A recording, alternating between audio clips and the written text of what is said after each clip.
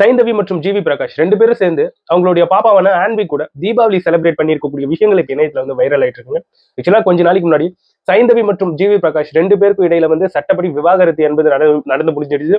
So அதை தொடர்ந்து அவங்க 2 பேரும் பாட்டு கச்சேரி, இந்த கான்செர்ட் இது போன்ற விஷயங்கள்ல வந்து 2 பேரும் ஒண்ணு சேர்ந்து பாடக்கூடிய விஷயங்கள் வந்து சோசியல் மீடியால வந்து வைரல் ஆச்சு.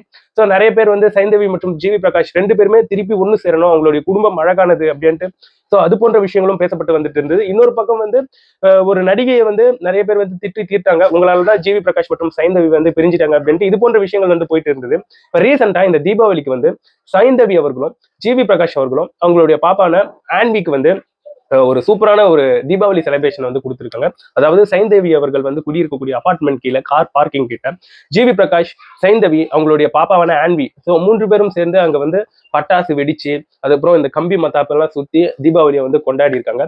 ஸோ அவங்களுடைய ஜிவி பிரகாஷ் அவர்களுடைய பொண்ணான ஆன்வி அவர்கள் வந்து சைந்தவி அவர்கள் கூட சேர்ந்துட்டு கம்பி மத்தாப்பு சுத்தக்கூடிய காட்சிகள் என்பது இடம்பெற்றிருக்கு.